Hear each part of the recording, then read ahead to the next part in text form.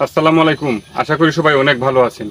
আপনাদের সবার প্রিয় তারেকুল ইসলাম সুহাগ এই পেজের পক্ষ থেকে আপনাদের সবাইকে জানাই অভিনন্দন এবং শুভেচ্ছা। আজকে আমি আপনাদের দেখাবো একটি ঝিঙ্গা ক্ষেত। বাংলাদেশের প্রচলিত একটি সবজি হচ্ছে এই ঝিঙ্গা। এই ঝিঙ্গা সম্পর্কে আজকে আপনাদের কিছু পুষ্টিকতা জানাবো, কিছু তথ্য জানাবো, আমাদের সাথেই থাকুন। ঝিঙ্গা আমাদের দেশের একটি প্রচলিত সবজি।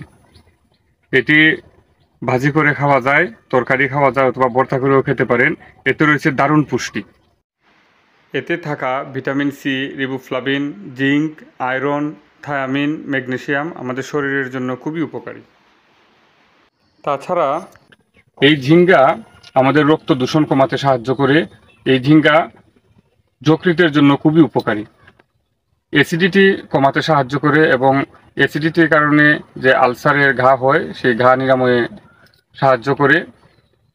প্রস্রাবে চিনির মাত্রা কমাতে সাহায্য করে, ইনসুলিনের মাত্রা নিয়ন্ত্রণ করে। তাই যারা ডায়াবেটিস রোগী আছেন তাদের জন্য এই সবজিটি খুবই উপকারী। আমাদের দৈনন্দিন জীবনে খাদ্য তালিকায় আমরা চেষ্টা করব এই সবজিটি রাখার।